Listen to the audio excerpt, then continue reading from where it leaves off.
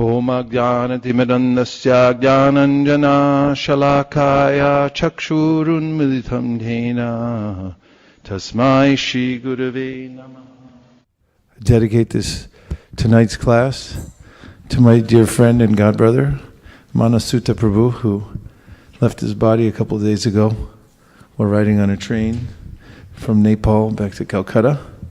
He was, during the 1970s, the biggest book distributor in the world for 2 years straight. And from Minot, Minnesota, North Dakota, and grew up in the same neighborhood as Ratatvaj Swami. They're both from North Dakota. Both became great devotees. Manasuta Prabhu lived in India for many, many years. He was there, must have been the last 20 years, somewhere in South India. And we'll really miss him. He's such a great soul and a good friend for so many years. I was thinking today how much Krishna likes the Bhagavad Gita, because in the end of the Gita he says, whoever teaches this to others is my favorite amongst all. A devotional service really is a process of learning how to be being in favor with Krishna, in Krishna's favor, I should say.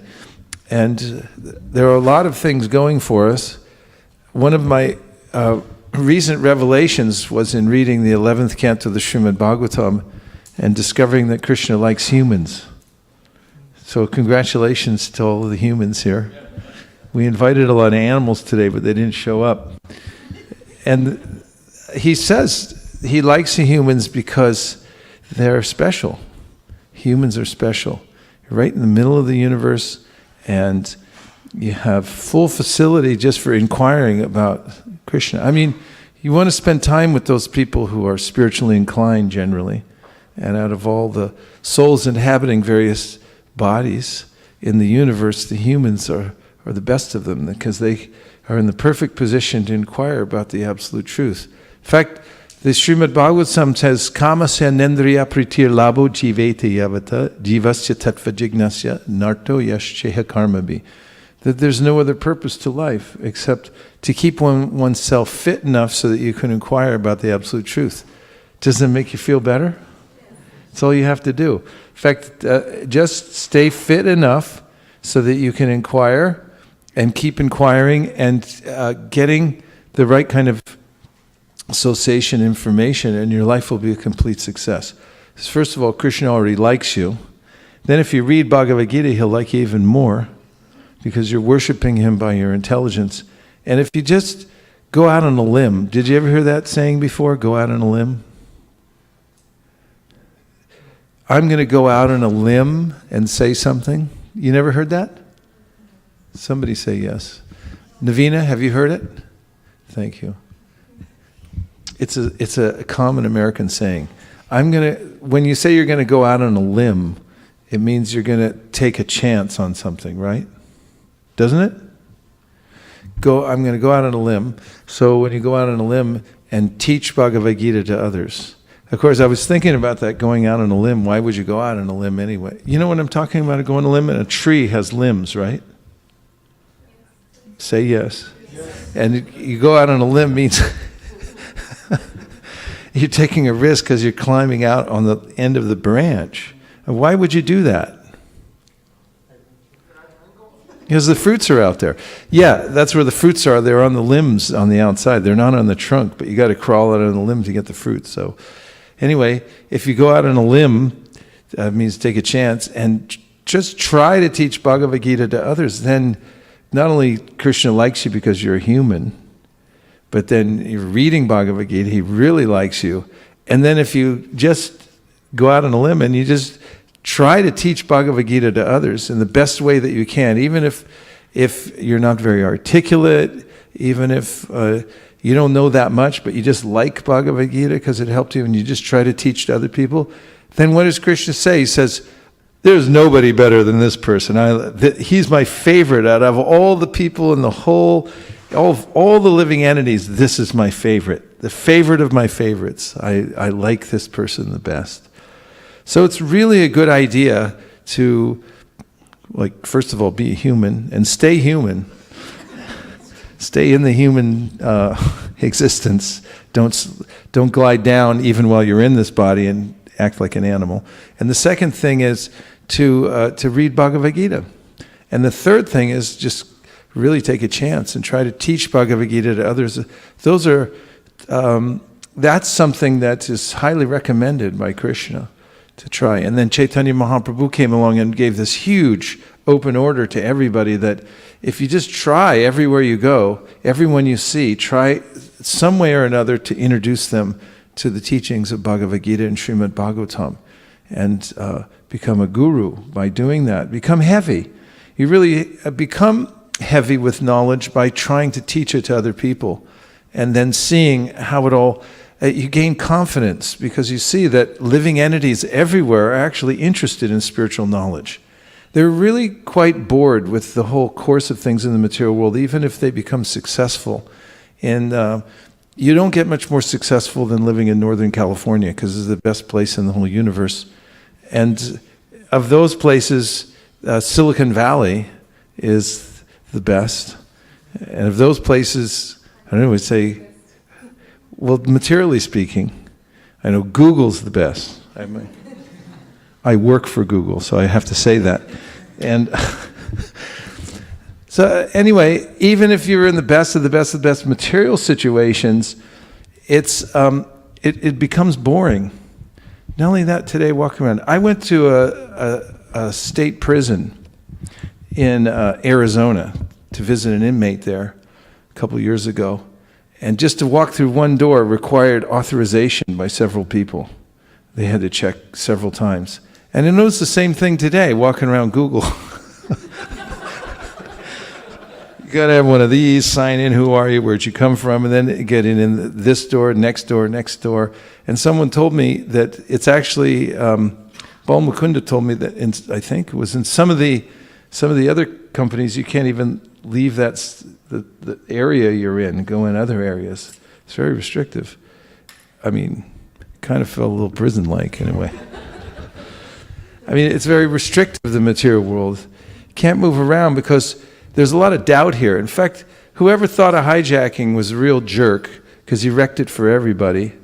You know, the first person who hijacked the plane, and then they have that secured, they don't trust anybody anymore. And then when they started blowing stuff up, then everybody's got to be searched, sniffed, tested for every kind of chemical to see if it's on your hands.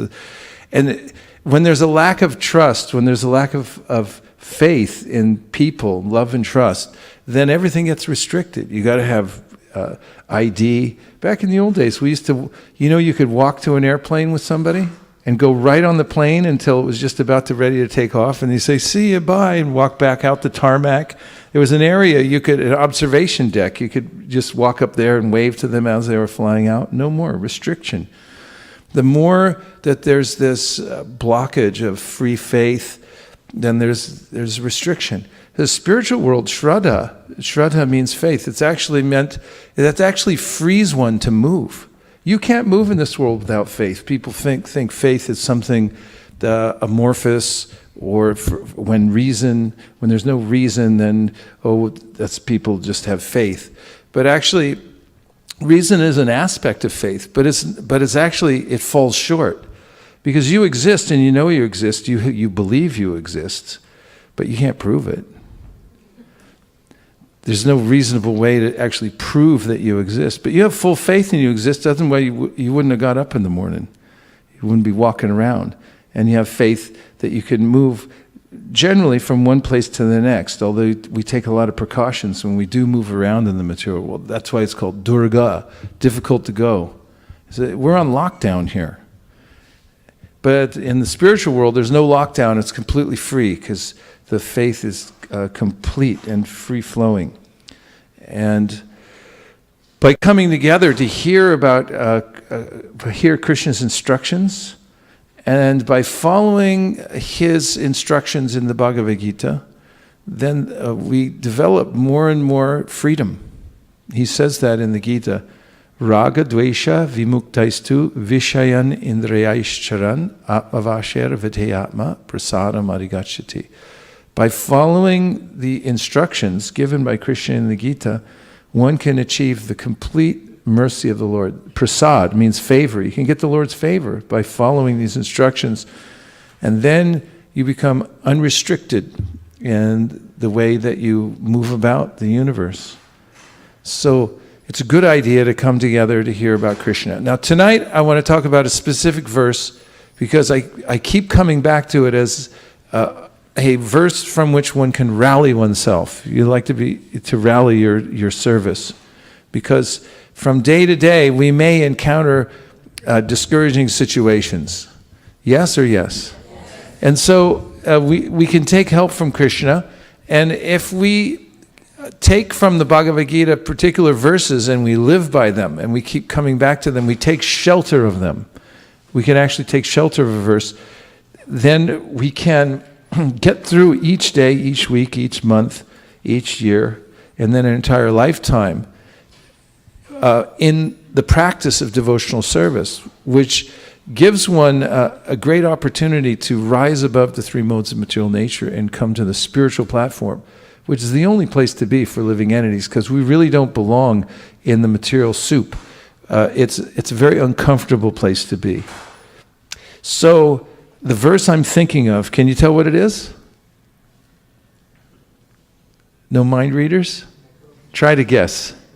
What verse am I thinking right now? Hold on, I'm going to concentrate on it really carefully.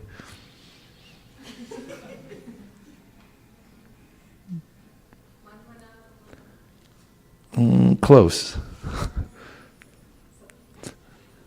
Maharaj was tapping Navina because he knows he's psychic.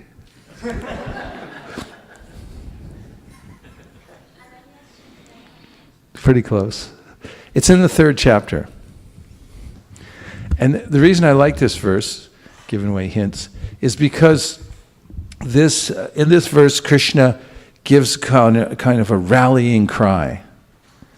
And he tells Arjuna, stand up and fight, use your intelligence. That's the one before it. Indriyani prayanyahur is the one right before it. That's the last verse. It's 343. That's what you thought, right? You were thinking that? What? I said the same thing in Google. Evam Bude, without all the histrionics. Evam Bude param budva samstabhyat manam atmana jahi shatrum mahabaho kamarupam durasadam. Let's say it together. Evam Bude param budva samstabhyat manam atmana jahi shatrum mahabaho kamarupam durasadam. Evam, thus. And now this is coming off the last verse, so there's a concluding word, thus.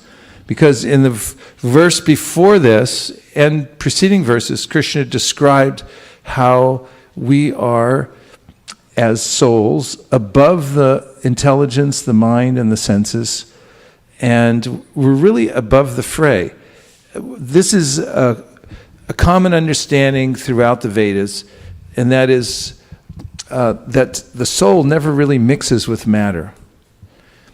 And he describes how the matter is a lower energy, we're higher energy. That comes in the 7th chapter as well. Krishna says that Bhumir apo analo vayu kamano buddhir evacha ahankara ityame bina prakritir ashtada.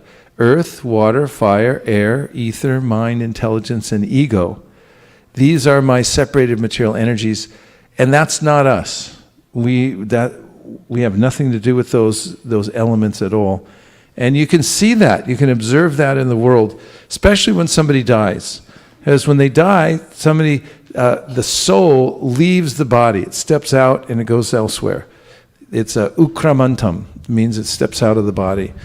And when it does, then the body then becomes, it starts to fall apart. It becomes, it decays. And then you put the body in a fire, And all the elements get released again, back where they were. So the Sri Upanishad says that, how does that verse start? 17. Vayura nilamamritam atedam bashmantam shariram om krato smara kritam smara krato smara kritam smara. Let this temporary body be burned to ashes. Aren't you glad you came tonight? And let the air of life be merged with the totality of air. Now, my Lord, please remember all my sacrifices, and because you are the ultimate beneficiary, please remember all that I have done for you.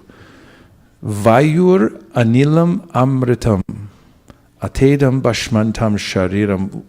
It's a very, I don't know how you describe the sound of that verse, but we're going to have a look at it right now.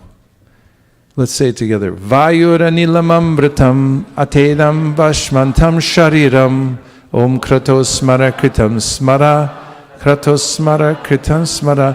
So Vayu means air of life. Anilam, total reservoir of air. Amritam, indestructible. Ata, now. Idam, this. Basmantam, after being turned to ashes. Shariram, the body. Om, O Lord. Krato, O enjoyer of all sacrifices. Smara, please remember. Kritam, all that has been done by me. Smara, please remember. Krato, O supreme beneficiary. Smara, please remember. Kritam, all that I have done for you. Smara, please remember. And the translation? Let this temporary body be burnt to ashes, and let the air of life be merged with the totality of air. Now, O my Lord, please remember all my sacrifices, and because you are the ultimate beneficiary, please remember all that I have done for you. And let's hear the purport. The temporary material body is certainly a foreign dress. The Bhagavad Gita 2.20 clearly states that after the destruction of the material body, the living entity is not annihilated, nor does he lose his identity. The identity of the living entity is never impersonal or formless. On the contrary, it is the material dress that is formless and that takes a shape according to the form of the indestructible person. No living entity is originally formless, as is wrongly thought by those with a poor fund of knowledge. This mantra verifies the fact that the living entity exists after the annihilation of the material body. Just revisiting the top of the paragraph, that the living entity is not annihilated, nor does he lose his identity. That's very reassuring, isn't it? Because there's a sense when I'm identified with my false identity, which happens to be this temporary body. It's not really me. And all the things that I think are mine, that I claim are mine, are not actually mine. They are, I'm only identifying with them as mine. But they come into my life because of my previous karma. What I deserve, I get. And what I don't deserve goes away. And eventually everything goes away. So no one can claim that they own anything or they possess anything. And one might think this sounds like a very dismal proposition, but actually it's a great relief to know that I'm not responsible for all this very complicated, for this complicated situation of trying to own and control matter. It causes a great anxiety. And in the beginning of the Isha Upanishad, it is stated, I feel much better. What a relief. It is Isavasamidam sarvam yat kincha jagatyam jagat tena tyaktena bunjita magrada kasisuddhanam. That everything, animate or inanimate within the universe, is controlled and owned by the Lord. One should therefore accept only those things necessary for oneself, which are set aside as one's quota, and one should not, what is the last part? One should, oops, stereo, I can't understand you. One should not claim proprietorship over other things. That's not it. Everything in the universe is controlled and owned by the Lord, and knowing well to whom they belong. This is such a relief. Everything animate or inanimate that is within the universe is controlled and owned by the Lord. Just let that sink in for a second. Everything animate or inanimate. Do you have any animate or inanimate stuff hanging around? Like what? Name some things. You got a computer, you got a phone, cars, houses, watches, pets, plants, relatives, all the stuff. I mean, this covers everything. This is airtight legal language. Everything animate or inanimate that is within the universe. That's all covered, right? This is complete coverage. Everything animate or inanimate that is within the universe, that's everything, is controlled and owned by the Lord. Tell us why you're laughing. It's out of relief, I can tell. Yeah, tell us. I was about to use the same word, relief. It just, I don't know, it just feels relief. That's the life of a devotee. No worries for us. No worries. It's a great relief just to know that everything's controlled. If you just admit everything is controlled and owned by the Lord, then really, what's the problem? But because I try to control and own things, I develop this whole identity that I'm always holding on to. And I'm thinking, I have to maintain this identity, this false identity. And the false identity really has to do with all the things that I think I have and that I think I am and so forth. But if one admits the truth, and that is that everything belongs to the Lord, everything's controlled by the Lord. And that also helps as well. We do our best, but in the end, it's all under the Lord's control. One should therefore accept only those things necessary for himself, which are set aside as his quota, and one should not accept other things, knowing well to whom they belong. So that gives the parameters about what kinds of things to keep and what kinds of things to let go. And those are the ones that are obviously set aside for us and which are necessary. They're necessary for us. No, Prabhupada mentions unnecessary necessities, he writes about.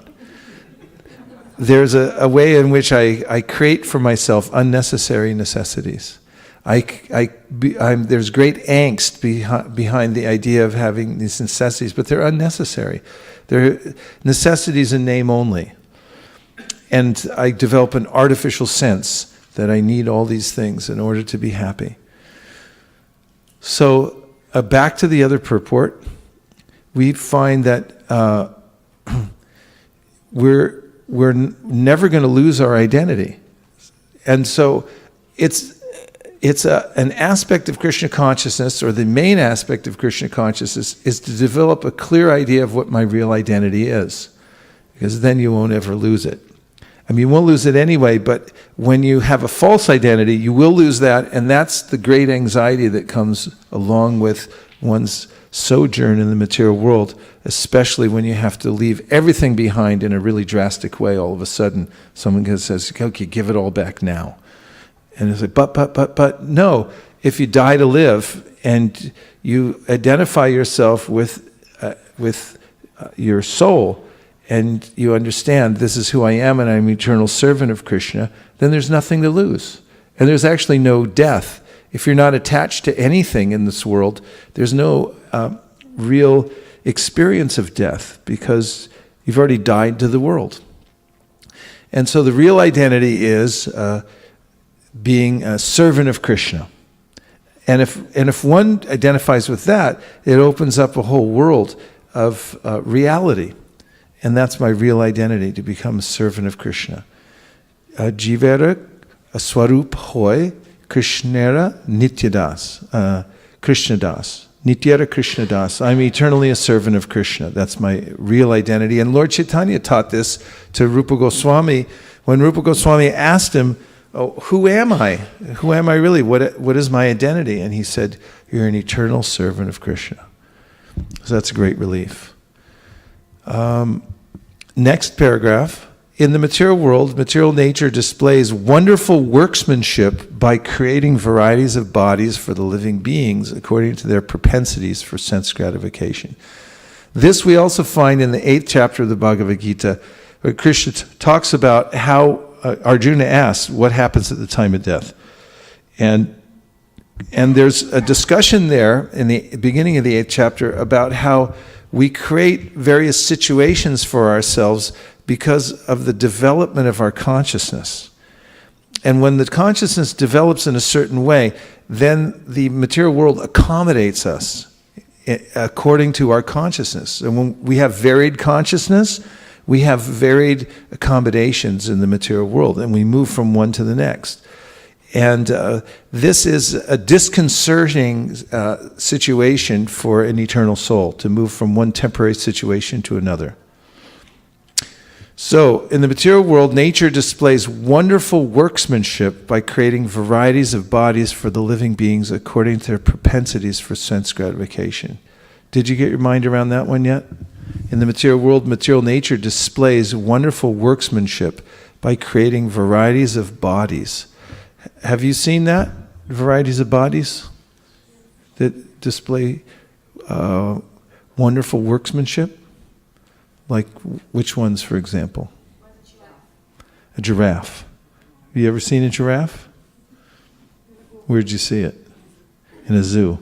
I saw one in the wild last year when I was in Africa.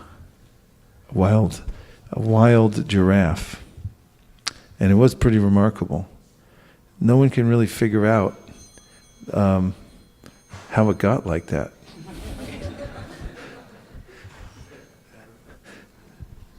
Yes? We saw a gopher while coming back from LA. Gopher? Yeah, and it was like digging holes right in front. Yeah, they live under the ground. And then what else? Peacock? The peacocks are amazing. They have this plumage that is are completely artistic. What else? Dog. And spiders have mystic power. They can, out from their mouth or one of their orifices, they're able to emit a kind of chemical substance where they can just slide down at any time. I'll be sitting there at my desk and all of a sudden, ding, like, he looks at me, I look at him, and he goes all the way back up again. That's amazing. That's what we call wonderful workmanship. I mean, who thought of that? Who designed it? The military, they put billions of dollars in the military. They could let everybody starve and have no health care, but they got to put money in the military. And even with all that money, they come up with these imperfect machines that crash all the time. Such as it crashed here, crashed there. And they make these jets. They're really amazing. They can hover over the ground, but they can't make a tiny one like that, like a mosquito. They could put billions of dollars and they couldn't make a tiny little jet that flies around like that small that they can control. And even if they could, they couldn't make it reproduce by the thousands and the millions.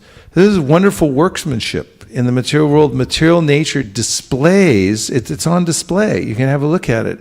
Wonderful workmanship by creating varieties of bodies for the living beings according to their propensities for sense gratification. There's a lot in that sentence.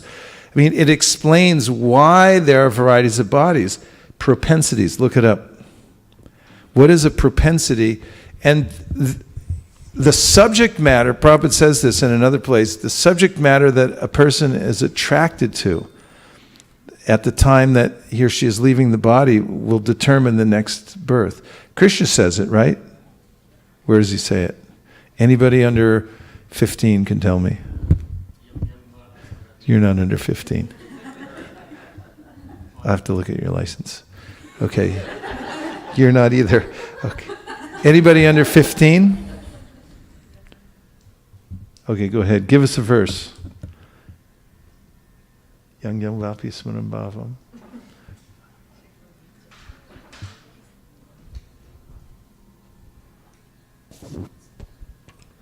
Either in English or Sanskrit. Yam yam vapi smaram bhavam tyajatyante kalevaram tam tamevaiti kanteya sada tad bhava bhavitaha.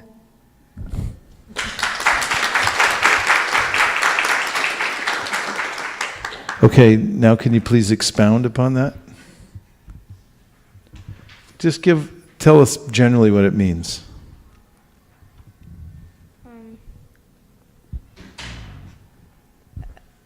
When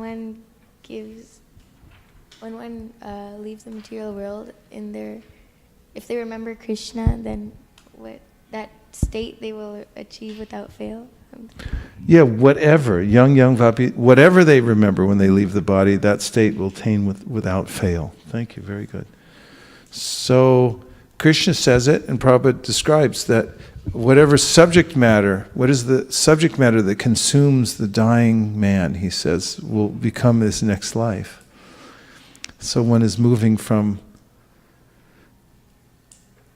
one body to the next based on one's varied consciousness. Propensity, please. So propensity is a noun, which means an inclination or natural tendency to behave in a particular way. For example, a propensity for violence. The origin is late 16th century, from archaic propense, from Latin propensus, which means inclined, and from pro, which means forward or down, and pendere, which means hang.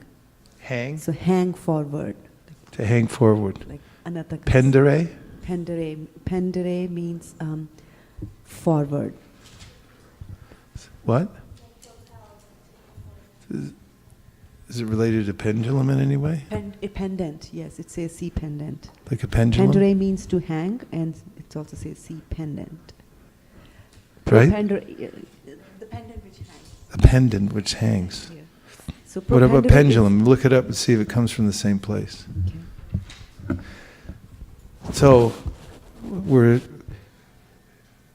inclined in certain ways. We become inclined because of our association also, and how we cultivate our lives. So in the material world, living in material nature displays wonderful workmanship by creating varieties of bodies for the living beings according to their propensities for sense gratification. So there's a lot of weird stuff that can happen here. A lot of weird bodies you can get according to strange, convoluted propensities that one picks up. You pick it up. Pick up all kinds of propensities from strange characters. And it determines the kind of body you get. So the living entity who wants to taste stool is given a material body that is quite suitable for eating stool, that of a hog. Now this is true. It's actually true and can be verified. There are living entities who get a particular body, and I always wonder how they can survive, because I see they live in sewers. You don't see it in America, but you definitely see it in India, in Vrindavan, in different places. There are ditches full of stool, and the hogs actually like it in there. They make noises, like they're all happy. And I just like, it's a wonderful workmanship to design a body that you could survive in that. And it's quite a propensity too, to actually like that. There are different forces in nature. One is called the force that throws one, and the other is the force that covers one. The throwing force means that you get pushed away from the higher association of Krishna and his devotees. And the covering potency means that then you get suitably covered so that you forget and you think that you're enjoying yourself in the material world. I mean, probably gives this example of the lowest point, thinking that eating stool is nice. In fact, that's their main objective in life. And the more stool they find, the happier, the richer they think they are. In the Bhagavatam, it's described that gold is called yellow stool. That a materialistic person becomes attracted. It's like more and more gold. It's like, if I have that, I think it's a kind of an enjoyment. It's illusory. So the living entity who wants to taste stool is given a material body that is quite suitable for eating stool, that of a hog. So it's so accommodating. Material nature just accommodates. Then, similarly, one who wants to eat the flesh and blood of other animals may be given a tiger's body, equipped with suitable teeth and claws. I can honestly say I have no propensity whatsoever for meat, it's disgusting. And that can be cultivated. It's cultivated by association, by knowledge, and so forth. But there are so many people that find it repulsive to give up meat eating and think that it's actually a travesty, that it's a good idea to kill animals and eat meat and things like that. I saw a guy when I was coming out of an appointment the other day, I saw a man with a t-shirt, and it had a hunter with a big gun sitting in the bush, and he said, if God intended us to be vegetarians, he would have made broccoli more interesting to shoot. And so he was displaying a kind of propensity that he had. That he was proud of the fact that he had a kind of a killer instinct. And so this is a propensity he picked up somewhere. So you like flesh and blood, you like to kill other animals and so forth, the material nature will accommodate you. But the human being is not meant for eating flesh, nor does he have any desire to taste stool, even in the most aboriginal state. Human teeth are so made that they can chew and cut fruit and vegetables, although there are 2 canine teeth, so that primitive humans can eat flesh if they so desire. So this goes to this point about quota, that every living entity is equipped in a certain way to take a certain quota from nature that's provided naturally. But in any case, the material bodies of all animals and men are foreign to the living entity. That they change according to the living entity's desire for sense gratification.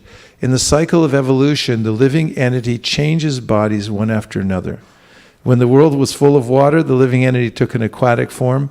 Then he passed to vegetable life, from vegetable life to worm life, from worm life to bird life, from bird life to animal life, and from animal life to the human form. The highest developed form is this human form when it is possessed of full sense of spiritual knowledge. The highest development of one's spiritual sense is described in this mantra.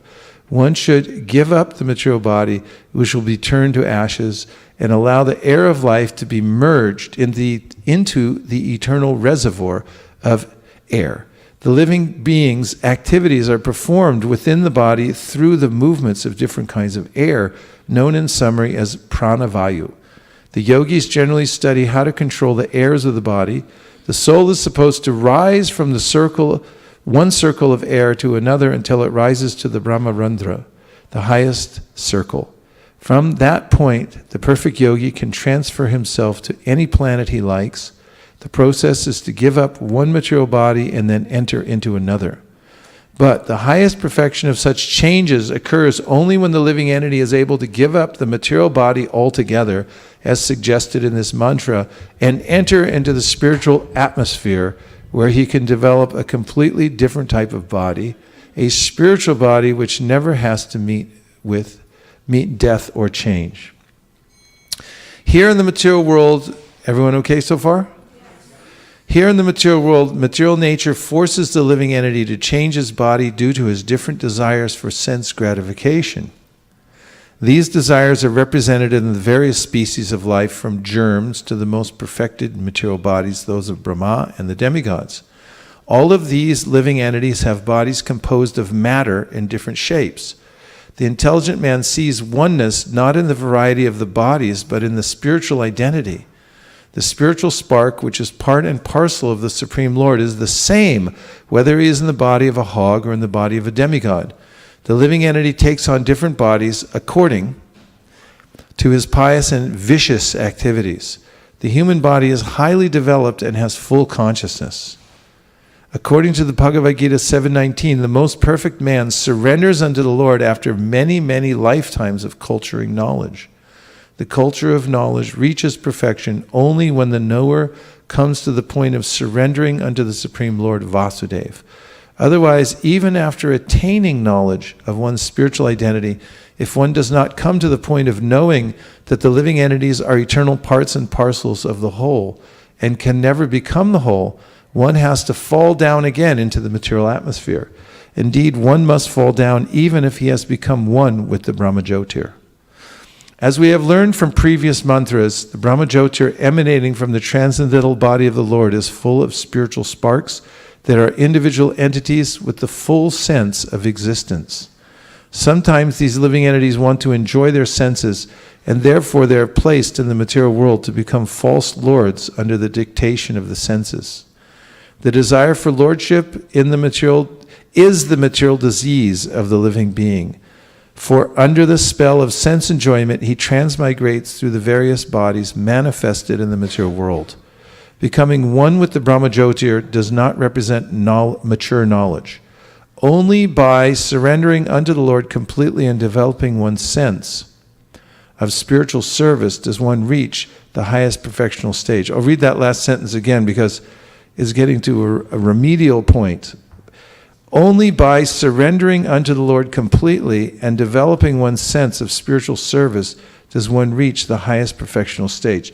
So Chaitanya Mahaprabhu gave a way in which everyone in the world can come to this point rather quickly. And that is, he through his teachings and the teachings of the Goswamis, showed how one comes to that point of surrender. So surrendering is a way of accepting things that are favorable for devotional service and rejecting things that are unfavorable.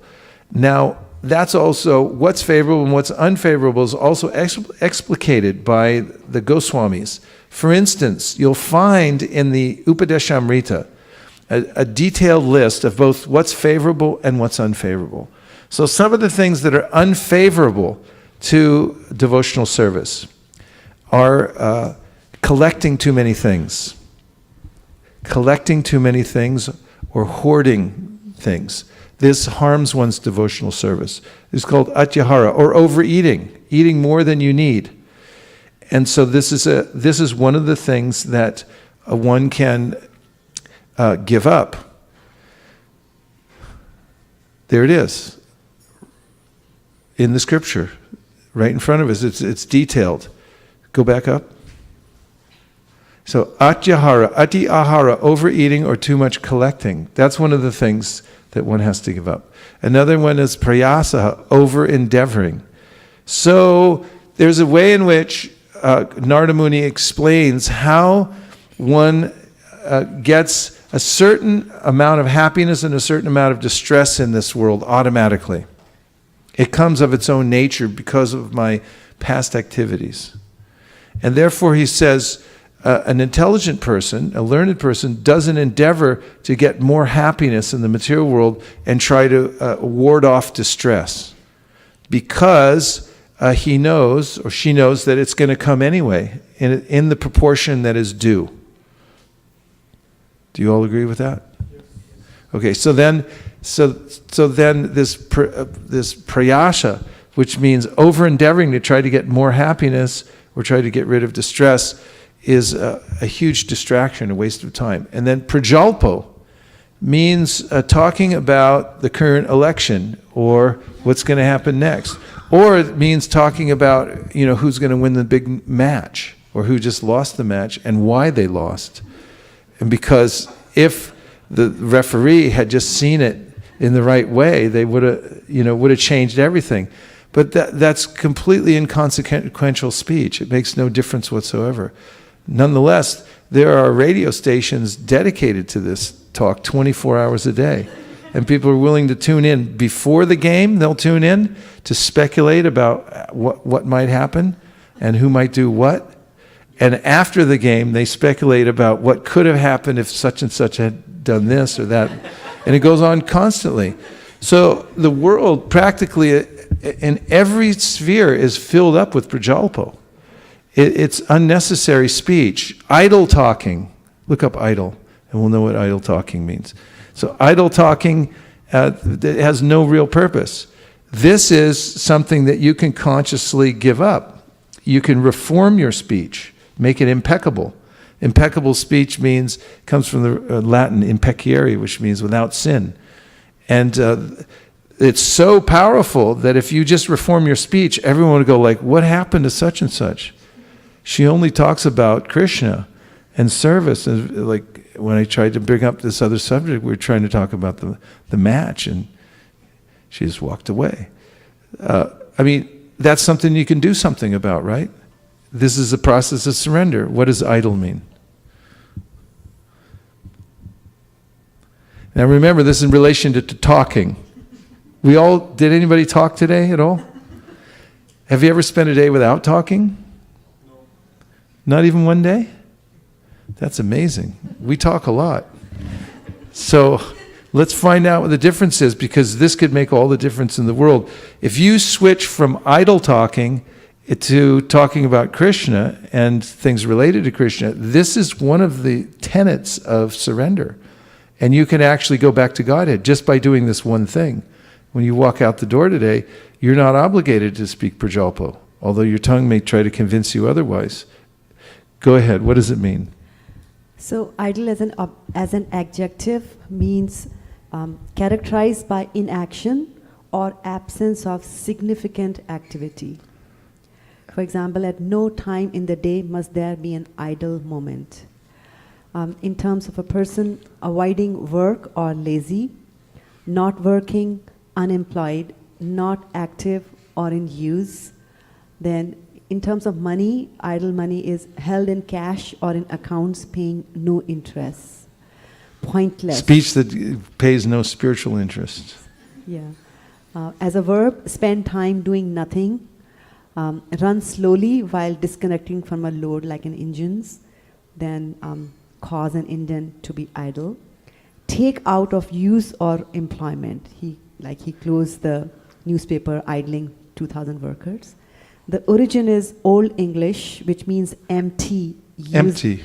Useless. Useless. From Dutch idel, which means vain, frivolous, useless. And from German itel, which means bare or worthless. Worthless, bare. Idle talking. Does everyone know what idle talking is? Yes. Maharaj, I have a question.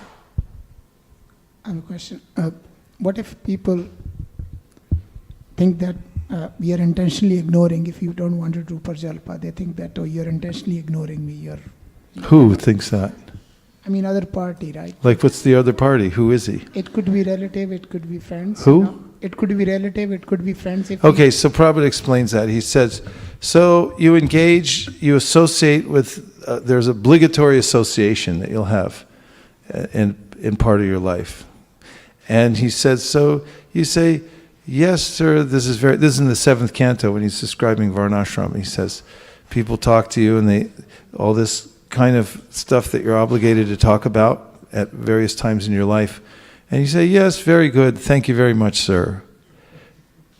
But you really, you're only officially speaking. You're not leaning into it. Like, wow, this is really interesting. I love talking about these cricket matches in the movie and things like that. But it's official speech, and you keep it contained like a fire. It doesn't get out of control and that consume you and things like that. But you don't become until you become at the end of your life.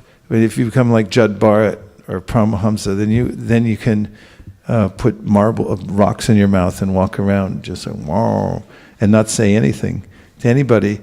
But while you're interacting with the world, you do so very carefully, and with the obligatory people, you're official. And you may extend yourself in this way or that, but you don't really mean it. It's just to fit into the social context. And it's limited, not unlimited.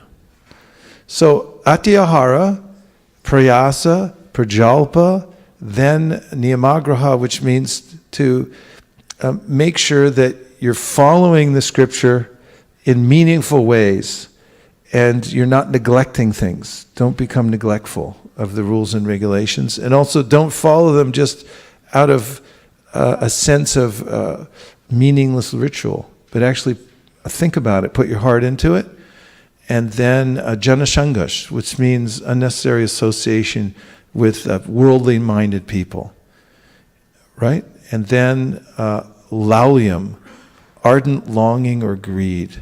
So here's 6 things. These are practical. You can make a list, put them on your mirror, and say, and then define them. What are the things in my life that resemble these? Do you have any ideas?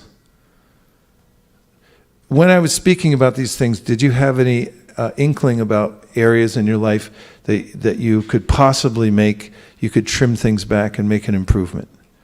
You thought about it? You thought about it? You want to give any specifics? Maharaj? Here comes the mic. It's coming right back to you. Hare Krishna. Thank you, Prabhu. I think this is a very relevant topic. I was just remembering that Srila Bhaktivinoda Thakur describes different kinds of idle talks. And he said one of the worst ones is criticism, especially criticizing devotees. And I know that it's very typical in religious organizations, this kind of gossip. Actually, this is the big problem in the material world, also even in the professional world. Those people who are involved in gossip, they consider to be wasting their times.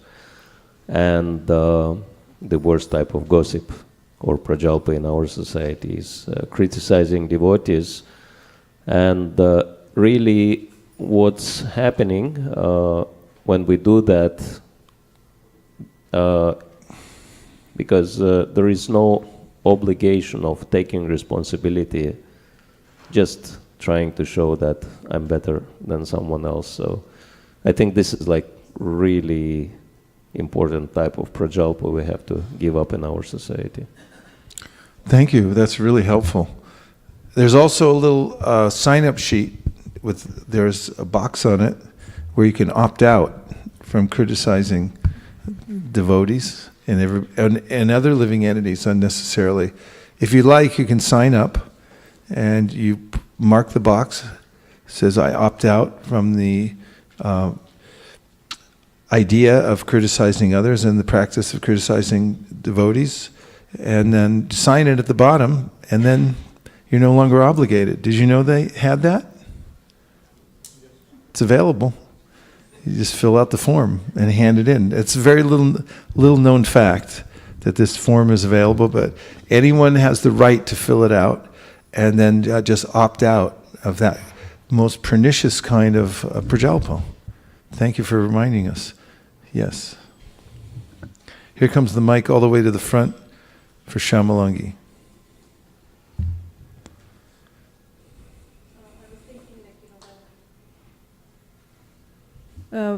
If we really want to criticize, like Krishna has given so many demons, like you were talking about Dhenukasur the other day, and so we can talk if we really have to. They have, we can probably criticize them and. You can criticize demons, and you notice that the acharyas, they're so enlightened that when the demons criticize Krishna, then using their expert grammar in Sanskrit, they change the words. So they were actually glorifying Krishna. That's how they changed the world. And in a similar way, when you're in an environment where somebody tries to, make some criticism, you can always twist their words around and turn it into a glorification, and say, "Oh yeah, this is what you really mean, right?" Yes. So, Maharaj, a couple of things. In fact, Shukadeva Goswami, glorifies Aghasura. He says, this is a very feared demon. Even the demigods, even they heard the name of Aghasura and they would shudder. And the cowherd boys walked right into his mouth, and then Krishna did too. And Shukadeva Goswami said, what a blessed demon this is. That yogis are trying to get a glimpse of Krishna's lotus feet. After 10,000 years of meditation, they're still far away, says the Brahma Samhita. But here, Krishna just placed his beautiful lotus feet right in this demon's tongue, and it walked into his mouth. So he glorifies him. Yes. So, Maharaj, a couple of things from the back. Pendant and pendulum, they both mean hang and are related. Pendant and pendulum. Yeah. And so, you know, in the context, where did we grab that from? From propensity. Propensity. Yeah. I mean, and if you ever watched a pendulum, have you seen it? I loved those when I was a kid. My dad used to take me to the museum, and I just stand there and watch it for hours. Which way is it going to go next? You know, it just, how's it keep going? It just keeps swinging. The earth has its own movement, and the pendulum gets going, and then it keeps going. And that's, our life is hanging like that because of the propensities of the outside forces. But devotional service, by the power of devotional service, we can change that. And we can turn around from being victimized by the material energies, subjecting ourselves to this, to actually coming to the highest position of having a love for Krishna and a spiritual body. Propensity can be changed. What else? Yes, from online? No, I also looked up idle talk, Mm-hmm. and one of the synonyms for that was chin music. Chin music. Okay.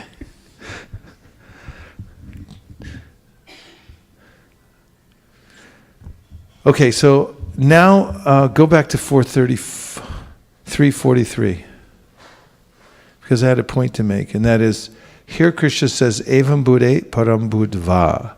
Thus, and I think that's where we jumped off from this verse at thus, and we went into other directions. And then Buddhe, to intelligence, Param, superior, Buddhva, knowing, samstabhya, by steadying Atmanam, the mind, Atmana, by deliberate intelligence.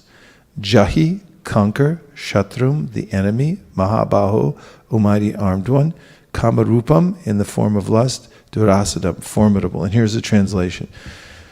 Thus knowing oneself to be transcendental to the material senses, mind, and intelligence. O mighty armed Arjuna, one should steady the mind by deliberate spiritual intelligence, Krishna consciousness, and thus by spiritual strength conquer this insatiable enemy known as lust. And here's Prabhupada's purport. This third chapter of the Bhagavad Gita is conclusively directive to Krishna consciousness by knowing oneself as the eternal servitor of the Supreme Personality of Godhead without considering impersonal voidness the ultimate end. In the material existence of life, one is certainly influenced by propensities for lust and desire for dominating the resources of material nature. Desire for overlording and for sense gratification is the greatest enemy of the conditioned soul. But by the strength of Krishna consciousness, one can control the material senses, the mind, and the intelligence. One may not give up work and prescribed duties all of a sudden, but by gradually developing Krishna consciousness, one can be situated in a transcendental position without being influenced by the material senses and the mind, by steady intelligence directed towards one's pure identity. This is the sum total of this chapter. In the immature stage of material existence, philosophical speculations and artificial attempts to control the senses by the so-called practice of yogic postures can never help a man towards spiritual life.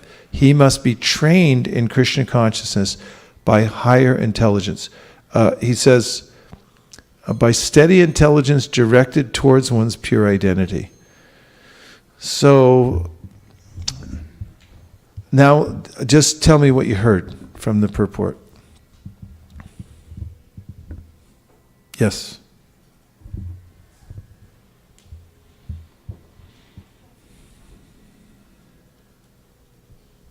Just as you explained at the... We need a little more volume on that yellow mic, please.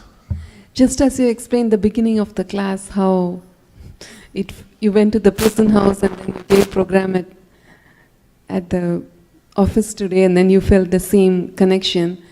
I also think that it's a correctional facility. Whenever I go to work, I have been sentenced in a correctional facility. But when we read that purport, when we have that tendency, the tendency is like give up all of a sudden. But then when I read the sentence that Prabhupada says that by gradually developing Krishna consciousness, one can be situated in transcendental position, that gives me like, put a speed brake, like don't do anything drastically and then come back again, but develop Krishna consciousness first. Yeah, So I good like that.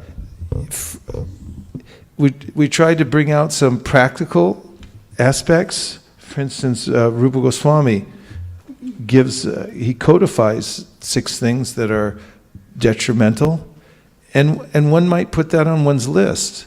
He made it so simple that he lined them up, and then Prabhupada explains what they all are. And one could just pick one of those things and work on it deliberately for the sake of clarifying one's life, giving oneself more access to Krishna consciousness. That's that's a surrendered life, a life of surrender to Krishna. So if you just worked on atyahara, over collecting, and you tried to get rid of the clutter in your life, and you did it purposefully because Rupa Goswami mentioned it, and how to make my life more streamlined so that I can practice Krishna consciousness without all these other distractions, too many extra things that I have, and so forth. And you can start from that position. And it doesn't matter where you are at the time, if you hone your attention towards following these very practical instructions, you'll make advancement. Thank you. What else did you hear? Yes, Prabhu. All the way in the back, please pass him a mic. It's coming to you now. 7 seconds or less. We should make it 5 seconds from now on. Hare Krishna. Hare Krishna. Thanks for the wonderful class. I was reading this and I'm thinking about this and also the previous verse, where Prabhupada actually lays out, what I mentally think as an hierarchy. You have senses, you have mind, you have intelligence, and then beyond it all the transcendental nature. And the more and more I look at this, by thinking about the hierarchy, it just tells a message that you're really looking for various adjectives associated with intelligence to bridge from material world to spiritual world. Because higher intelligence, steady intelligent, resolute intelligence. So it's like, for you to bridge from material world to spiritual world, it seems like you need to be at the higher end of the hierarchy. And slowly you have to, play with various adjectives of your intelligence. But then comes the spiritual strength where you realize you have the soul. Somehow it drives various actions. That's just my thought. I thought I'll just share it with you. Yeah, it's very appropriate. In fact, in the 2nd chapter of the Bhagavad Gita, Krishna talks about Buddhi Yoga. And this has to do with the topic of bringing the intelligence into harmony with Krishna. And through the intelligence, one is actually getting instructions by which to direct one's life. So Krishna is providing such intelligence. He says in the Gita, Tesham satata yuktanam bhajatam priti purvakam dadami buddhi yogam tam upayanti yena mam upayanti te. And that is that for one who's worshiping him sincerely, he gives intelligence by which the person can come to him. And in the Gita, he also describes how by studying the dialogue between him, Krishna, and Arjuna, one worships Krishna by his intelligence and thereby purifies the intelligence. It becomes transcendentalized. And when one has that transcendentalized intelligence, actually, Krishna describes in the 11th canto of the Srimad Bhagavatam, one's own intelligence becomes one's Shiksha Guru, because it is completely in tune with Krishna's instructions, and the instructions coming from Krishna's representatives. Then the intelligence directs us to properly engage ourselves in devotional service, and we develop spontaneous love for Krishna. Yeah, thanks for bringing that out. What else did you hear? Yes. We got it. No. You need the mic. I was just saying you've got the mic because Prabhu was bringing you the mic from the back. I was. Now here's the other thing. Not only do you have to use the mic, but I'll just give you a little lesson in using the microphone. I mean, you can hold it here. You can hold it here, here. And it's almost as good as not having a microphone. Should go underneath the mouth. And if you touch your chin just barely, then you'll know you're close enough. You can hear. Okay, I was There, that's good. Go ahead.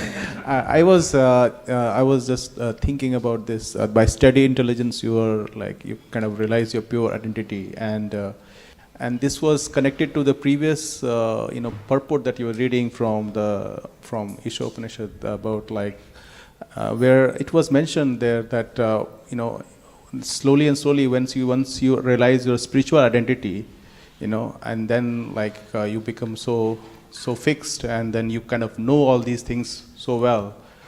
But at the same time, it was mentioned there that you still fall down. So I was... Actually, the context in which one falls down was that one comes to a liberated situation that is liberated from the physical body, but has not attained a connection to Krishna. So there are various aspects of Krishna's existence that are described in the Srimad Bhagavatam. Vadanti tattva vidas tattvam yaj jnanamadvayam brahmeti paramatmeti bhagavan iti shabdite. So this is a hierarchy, and lowest on the hierarchy is Brahman, which means the amorphous conglomeration of spiritual sparks that make up what is called the Brahma Jyoti. It's like an effulgence of the Lord. And there, this is an aspect of existence. There's existence, but there's no knowledge, a specific knowledge of the form of the Lord, and there's no ananda. So, from that position, the living entity, because of lack of ananda, which means relationship, spiritual relationship, the living entity can fall down again. This is confirmed by the demigods who are offering prayers to Lord Krishna within the womb. You'll find it in the 10th canto, 2nd chapter. It's much quoted by our acharyas and by Srila Prabhupada specifically. Yene ravindaksha vimuktamaninas tvayastabhavad avashudha budaya Arya Krishnena paramparam tata patantyato nadrita yushmadangrayaha, which means that until one develops a personal relationship with the lotus-eyed Lord, Yeni Aravindaksha, he has beautiful lotus eyes, indicates that we actually reestablish our loving service to the Lord and realize His form, and there's reciprocation. Whatever kind of liberation one attains is not perfect. And therefore, eventually one will slip back from that position again. Arya Krishnena, there's a lot of work in trying to get liberated. And then, paramparam tata, patantyato, means again you fall back down again, as you haven't found complete refuge in loving service to the Lord. That was the context of that. So, Chaitanya Mahaprabhu gives us the means by which we develop a relationship with the Lord by chanting His holy names. And we can also, this is another reason that Vyasadeva received the instruction from Narada Muni, I should say. This is one of the reasons that Narada Muni gave very specific instructions to Vyasadeva to describe the personal identity of the Lord in the spiritual world. Because he said, Naishkarmyam apyachuta bhava varjitam nashobhate jnanamalam niranjanam kutak puna shashvara bhadramishvare nacharpitam karma yadapyakaranam. And that is, even if you come to this position of understanding that I'm not the body, and you do non-fruitive work based on this idea, Naishkarmyam, it means you're working without karma, Naishkarmyam apyachuta bhava varjitam.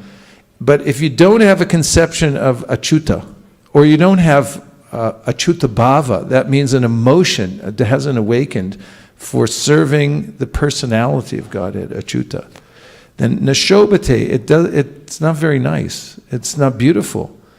Nashobate kyanam alam niranjanam kutakpuna shastra. Then he says what to speak of somebody who's engaged in material activities. There's only peril in that altogether. So Chaitanya Mahaprabhu's teachings are very important because they bring people immediately to the position of Bhagavan, understanding how to approach Bhagavan through the process of hearing Srimad Bhagavatam, chanting Hare Krishna, and most importantly, taking Sri Krishna Prasadam. And on the other activities of Krishna consciousness, also including deity worship. It's very rare that people get to see the form of God, and they don't even understand it. Some cultures completely deny that there is a possibility of seeing the form of God. In fact, they're repulsed by it, and they go out of their way to destroy it whenever they see it, because they consider it sacrilege to try to define the form of God. This culture is so developed that there are accurate descriptions of the personality of God and a means by which one can actually worship that form called archa, because the Lord manifests himself through matter so that although I haven't developed my spiritual vision to see him everywhere and to have that relationship, I can have a relationship with him through his manifestation in matter, where one can see him and touch him. For instance, the other night we had this bathing ceremony. When was it? Monday, right? Yeah, so Monday we had this bathing ceremony, and there you have the beautiful form of the personality of Godhead. And he's decorated with, we put here, we learned it from Madhukanta, I guess. They put this garland of grapes around. He's wearing a little gamcha. You can see his form. And, offer incense. It smells nice. And then there's flowers. And they start pouring these substances. And there's honey running down. There's tulsi leaves. And, there's nothing else like that. There's nothing like that at Google. I know, I was just there. I looked around, and there's like these screens, and they'll show you, yeah, we're the best and everything.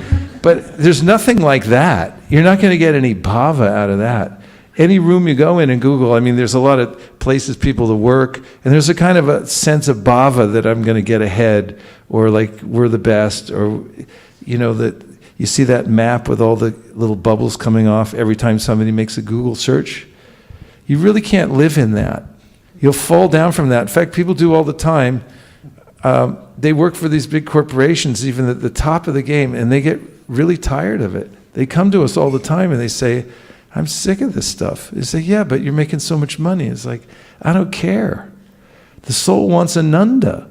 They don't want money. They want ananda. There's no ananda in money. They need a relationship. They need a chuta bhava. They got to have some, emotion. Actually, Maharaj taught us the other day. The inimitable Navayogendra Swami. There's only one Navayogendra Swami in the world, and he is amazing. He's walking the earth. But he told us in class the other day, he said, without devotion, there's no emotion, only commotion, and no promotion. Remember this notion. Without devotion, there's no emotion, just commotion and no promotion. So this idea there in the Bhagavatam, the highest promotion is come to the level of having some achuta bhava. Lord Chaitanya gave us deity worship. He worshipped the deity. You come in and dress the Lord. And you could see his form. You could touch his lotus feet. You could see him playing the flute. You have to have that. If you don't have that, if you don't have chuta bhava, then you'll look at something else. There's lots of stuff to look at nowadays too. There's the electronic images everywhere. There's look at this, look at that, look at this, look at that, and the material nature will attract the attention. And it's like, it looks okay for a second, but then there's no satisfaction. But you can sit and stare at the Lord forever, and you'll never feel dissatisfied. You can come in here. I see devotees all the time. They come in here, sit here for 2-3 hours, and they just look at Krishna. And in temples all over, like in Chicago, I'd be there and like right after the morning program. I'd stay after before our meetings start, and I just see people on their way to work. They come in there, bless their hearts. I love these people. They come in there, just sit there. Just like this. They sit there with their family. And that's it. That's fine. There's Krishna. You're looking at him and you feel like I'm happy because I'm looking at Krishna. That's real. So you have to have that. And Chaitanya Mahaprabhu gave that. Prabhupada established this all over the world. The reason he went out of his way is because he felt so much compassion. He felt so bad. People are starving. It's like seeing people with no water. And they're dying of thirst. And I remember the first Back to Godhead magazine I got. I was looking and I was thinking, they went out of their way to make this available to people. They made a magazine out of it to show us how to do this. And we should have a lot of gratitude for that, for Krishna and for his representatives who come everywhere. And we probably painstakingly. In fact, yesterday was the day he got on the Jaladuta, right? I mean, what compelled him to get on that boat and come over? He wrote about it. He said, I can't stand that people are suffering. And Shukadeva Goswami is described in the very second verse of the Bhagavatam. It's like, only out of compassion did he walk off into the world. He needed to give it to people. He couldn't stand it that people didn't have it. That's the Sankirtan movement. That's what gets the devotees here to go out all the time, is they experience it for themselves, that people are so thirsty. And you might think, well, they have everything. They're not unhappy. But for devotees who are chanting Hare Krishna and seeing the deities and taking Krishna Prasadam and associating with devotees, they actually feel compassion because they see for themselves that people really don't have anything. They're starving. That's what Prabhupada wrote before he came to America. He said people are sitting in their homes and their apartments and they're looking down the road wondering, when are Nitai and Gaur going to come and save me? That was Prabhupada's vision. So unless one has that engagement under the network of pure devotees who actually know what Krishna's love is and know how to love him, and can then take up the apprenticeship. We're apprentices. Take up apprenticeship in devotional service and do that. You'll fall down every which way. You have to be fully engaged in that. You have to actually be getting a taste. That's what to speak of those who are in the Brahmajyoti. There's nothing there for the soul to repose in eternally. And the materialists, they're just grinding their head on the wall, trying to get in through doors. It's like click, click, let me in that place, and click, click, let me out. Can I go now? No, you stay a few more years. And then, okay, now you go and just leave. And it's a very merciless kind of environment, especially nowadays in the material world. So people really need this. They have to feel compassion from the devotees. They have to receive this knowledge. Yes, you've had your hand up for a while. Sorry about that. Hare Krishna Prabhu. So I had two questions. First is, in the immature stage of material existence, philosophical speculations and artificial attempts to control the senses by the so-called practice of yogic postures can never help a man towards spiritual life. So, but sometimes, devotees like to practice yoga for various purposes. So, how do you look on this, Prabhu? I mean, practicing yoga and trying to... You practice yoga, and then while you're practicing yoga, listen to a lecture of some enlightened, pure devotee speaking about Krishna, and then you're fine.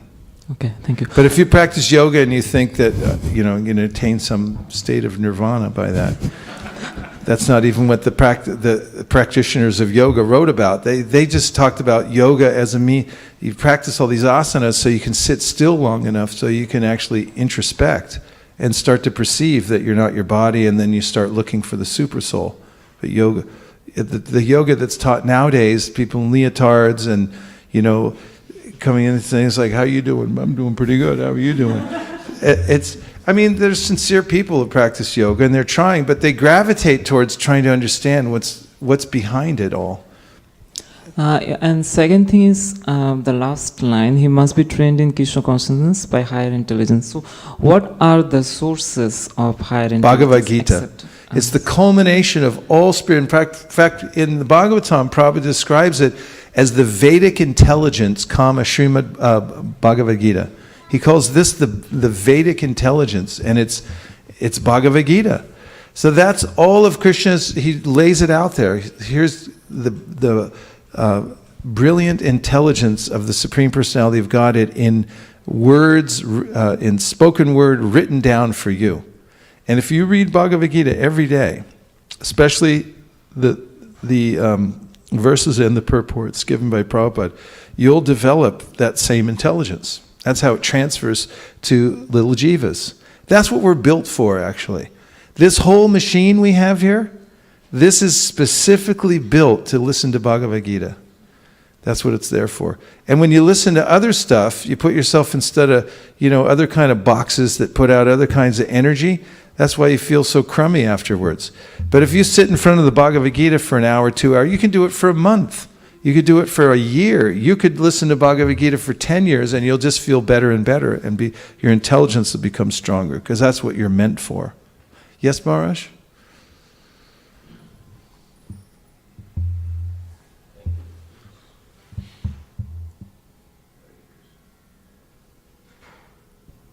Hare Krishna. Hare Krishna. Sorry. Thank you for glorifying Bhagavad Gita. I feel that after studying it for more than 30 years, I come to start understanding it finally. And because there are so many layers of meaning in there, it's unlimited practically. But you were saying that you wanted to make a point, and you kind of mentioned on the go full engagement. Was that the point you were trying to make in relation to this Bhagavad Gita verse?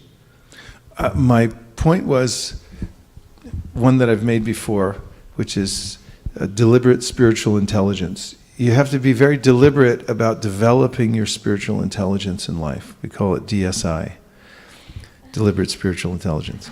And so then there are ways to do that. And so one should be aware of the fact that you need to have deliberate spiritual intelligence in order to rise above the lower entities that are mentioned in the previous verses. And there are very specific ways that one can do that. Oh, did you find it? There it is. Now if we go to the Bhagavad Gita or the Vedic intelligence, we can further understand that all three identities, namely matter, individual spirit, and super spirit, are all dependent on the Supreme Personality of Godhead. I love that. Prabhupada calls the Bhagavad Gita the Vedic intelligence. That's the right kind of intelligence to have.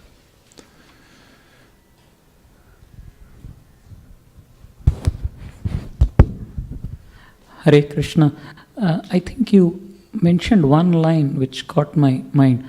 It said, your own intelligence will become your Shiksha Guru. Yeah, I mentioned that from the 11th canto, Srimad Bhagavatam. And just the other line that we just talked about was develop Krishna consciousness through a higher intelligence. So what I am not able to discern is, and now you definitely refer to Bhagavad Gita as the source of higher intelligence. So how do you relate it to your own intelligence becomes your Shiksha Guru? Is it my vasanas that lead me to reading the Bhagavad Gita, or is it a very purposeful choice that I make? Any elaboration? Okay, yes. Our intelligence, when purified by contact with Bhagavad Gita, with the devotees, through hearing especially, Krishna mentions this is a cleansing process, Chaitanya Mahaprabhu mentions it also, then the intelligence becomes clarified, then it becomes, it helps to direct us towards Krishna consciousness. When the intelligence becomes contaminated by material association, it becomes extremely clever at devising ways to enjoy material nature. That's what material civilization is based on, and contaminated intelligence. It's amazing the kind of things that we're creating these days, but they're retrograde because they don't actually help the soul, but they're very creative. But when the intelligence becomes purified, then we utilize all of the expertise that we have and the higher knowledge that we have to serve Krishna. And it forms a nexus. The purified intelligence then becomes our friend, Krishna says. And it becomes an aid in helping us move forward in the process of Krishna consciousness. It can be directly experienced by those who practice the hearing, submissive hearing. Because if one regularly hears from Krishna, from the Bhagavad Gita, in the association of devotees, and deliberates like we're doing now, one will see how one's intelligence is becoming more useful and showing us how to make good decisions. And we become properly directed. And that makes an upward spiral.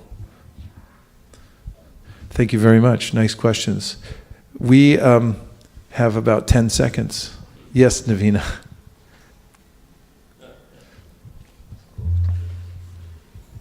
Hare Krishna. Hare Krishna. Could you elaborate on what is the difference between, you mentioned these 6 processes that are not encouraged by Rupa Goswami. When you are in management, you have to find fault. You have to be critical and analytical. So oftentimes that's taken as an excuse in order to blaspheme or to belittle. So what is the difference between pointing out room for improvement and trying to improve service and actually causing harm, according to Rupa Goswami's? The difference is, if you're working with a group that's thriving and encouraged, and the other is a group that becomes discouraged and wants to go away. So the intention of and the reason that one's making suggestions to other people and the way in which it's done should be done very carefully to help encourage other people so that they can grow. In fact, those who have others' well-being in mind can give criticism in such a way that the people will become encouraged. It's a great art of encouragement in management. And you can see the difference. There are people around the world who are very expert. They give all kinds of critiques about the environment, do this but not that. But they do it in such a way that everybody feels encouraged. It's a whole science. It's very interesting. In fact, there's even in the material realm, there's books and volumes of books written about it. I read one when I was, a long time ago, it was called The 1 Minute Manager, in which the author describes how you create an environment in which you encourage everybody when you see them doing something right. And when they're not doing something right, you just don't say anything. And everyone's like, how come you didn't say anything? I must be doing it wrong. So there's lots of ways. Peter Burwash was telling me when he hires people in his company, he's got an award-winning company, and he says when he hires employees, he asks them, how do you like your criticism? You like it directly? You like it indirectly? Would you rather get it in a memo or whatever you like? Can you handle it? So he establishes ahead of time. You have to be sensitive with people so that you can encourage them to do devotional service and be very careful about criticizing people in such a way that it discourages them. And thanks for asking the question. It's really important. And thank all of you for coming here on a Wednesday night. I can tell you're all getting ready for Janmashtami. You feel it in the air, right? It's so exciting. Krishna is going to appear next Tuesday at midnight. So there'll be 10,000 people here next Tuesday. So come see him and say hi to everybody. Everybody in Silicon. Now we have some flyers. Make sure to get them from Selvo. We want to give out no less than 20,000 flyers this time. So get some flyers, take them back, put them in your offices, pass them around to people. Invite everybody to come to this big party on Janmashtami. We only get a limited number of Janmashtamis during this lifetime. So please, let's take advantage of every one of them. Thank you very much. Gaur Premanande Haribo. Nitai Gaura Haribo. Haribo. Haribo. Nitai Gaura Haribo. Nitai Gaura Haribo. Haribo. Haribo. Nitai Gaura Haribo.